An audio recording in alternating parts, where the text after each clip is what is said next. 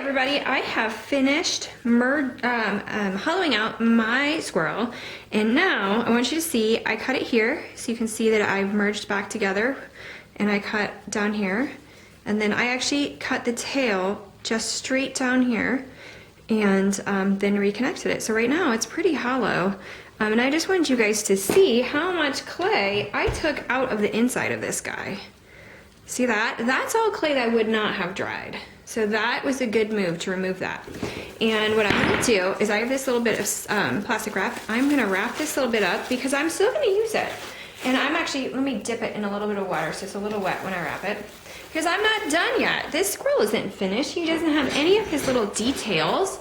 And I wanted to show you some of the finishes that I would do.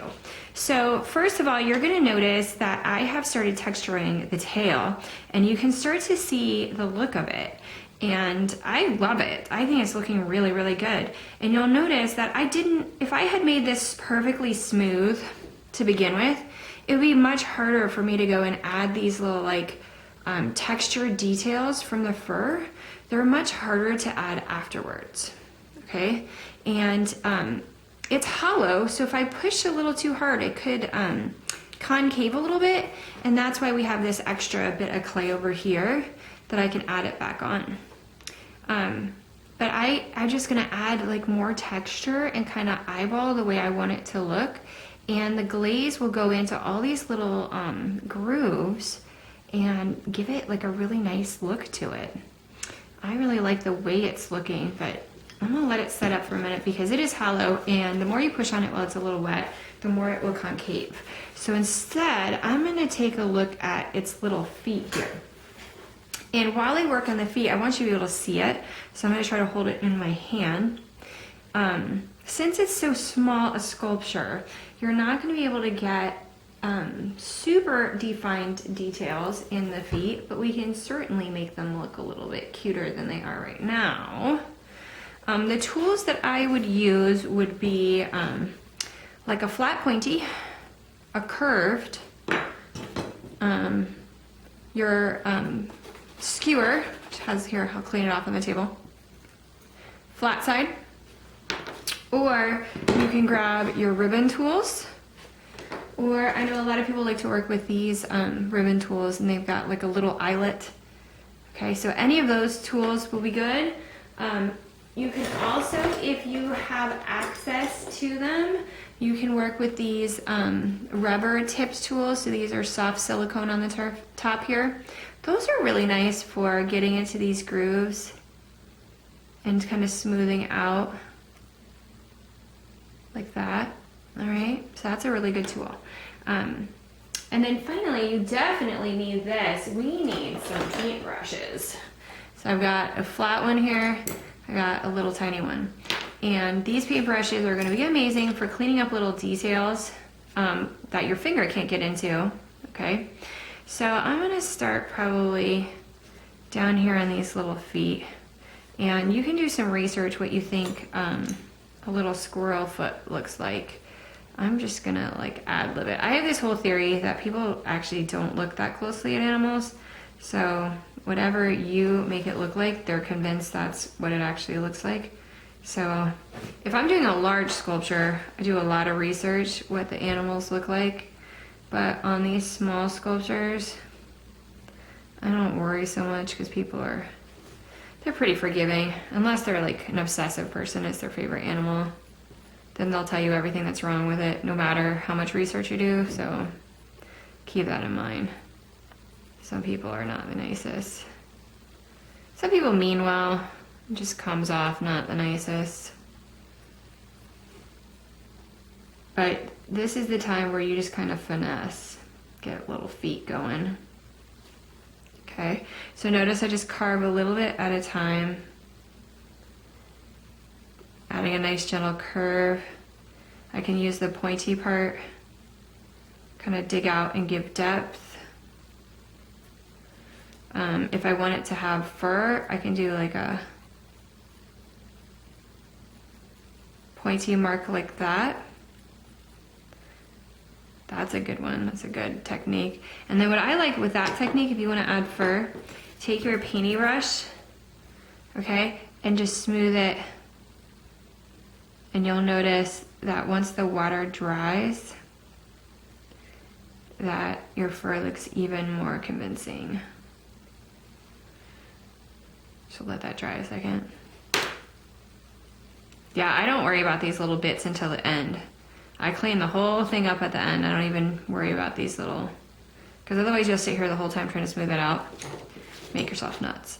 So see how it's drying already and you're getting that nice, like cool texture to it. And then you can start layering it. So that was one tool. If you mix tools when you're adding fur, then you start getting this multi-dimensional look to your fur. I don't know if you guys can see that. It's much more convincing as fur when you use lots of different tools and you layer your tool marks. Looks much more convincing. For this tool, this is a great one for kind of like getting into those hip areas that you couldn't ordinarily get into. Add a little definition, okay?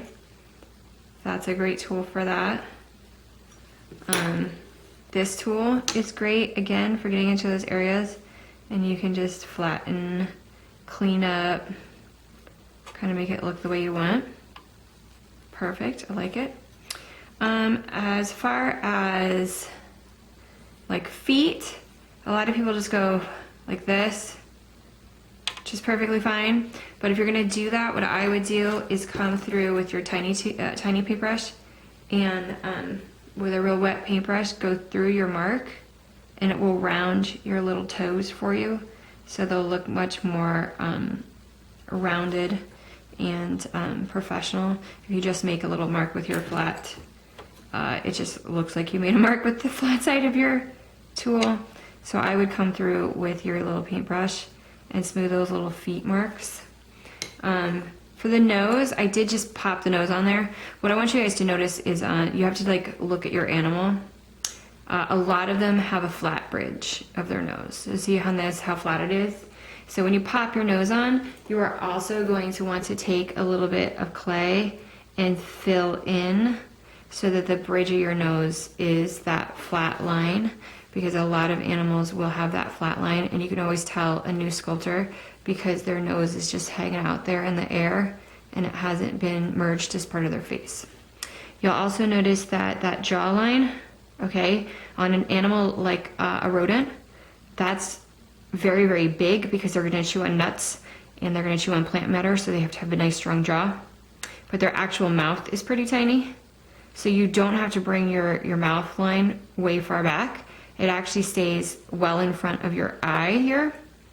And that underneath your eye should be your big jaw mark. As far as finishing, when your eye is dry enough, you can go in with a real pointy tool and start to define the eye. A lot of animals have a little dip here at the corner of the eye, and then they have a drainage area.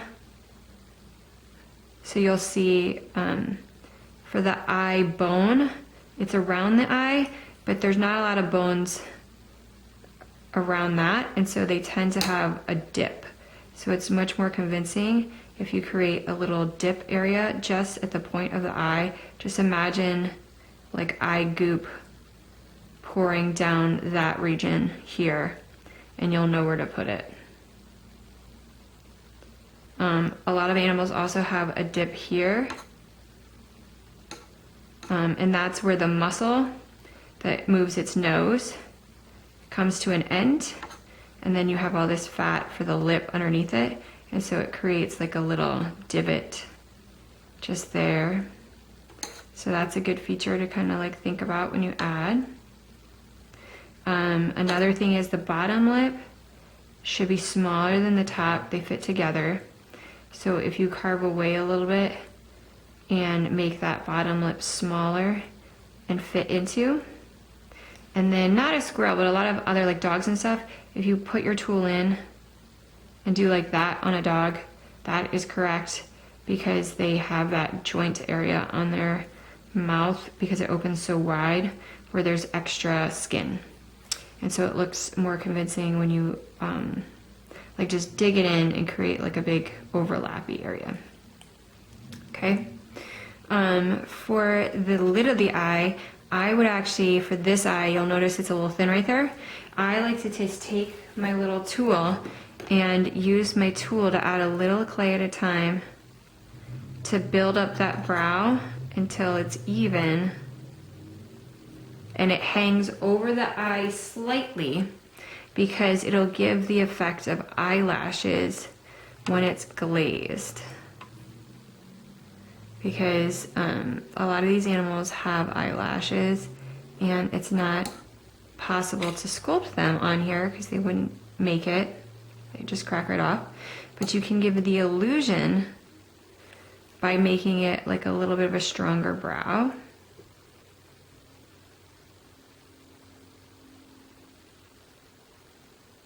Okay, but just be careful that after you add it, you can take one of your tools to cut off the excess because your animal has to be able to see. So if I just cut this little excess off, then the animal can see. So that's what I want you guys to do is I don't want you to spend a million years on it, but get the basic shape, get it hollowed out, and then spend as much time as you want on your little details to make it as cute as you want. And that is how you model animals. We've got a tail, it's hollowed out. When it's totally done, this is the key part, it's hollow. It's gonna explode unless you put a hole in it. So you can pull a hole in it anywhere you want. A lot of people like to put holes in the ears, so I'm gonna do that so you can see it. It's inconspicuous and no one's gonna see it, so ears is always a good spot. So you just go straight through till you know you're through, and then wiggle it around so you have a nice deep hole. And they're easy to hide in the ear because you can just go up and make it look like fur. Okay, so now my ears have 2 little holes in it. Mouths are good, noses are good, and then if it's just gonna sit on the shelf, you can just do a big hole down in the center, or in the bottom.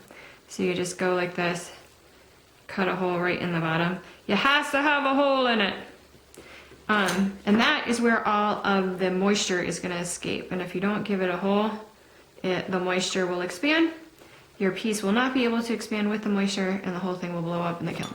So gotta put a hole in it. So I have holes in the ears and I have a hole in the bottom. Just has to be a hole. Anything that's hollow has to be a hole. So when I actually removed the tail, I cut through to the body. So there's a hole between the tail and the body. There's a hole from the head down into the body. So there's a hole. The whole thing has access for that moisture to be released inside of the kiln while it is drying. So at this point, you guys are now up to your artistic abilities. Use all the tools you have around you, even stuff you find in the kitchen, stuff you find anywhere. Any of it could be texture. Okay, so I have my little texture here. Any of it could be an eyeball, any of it could be an ear. It's all up to you and your personal style. So get to work. I know you guys can do it. Have a great day.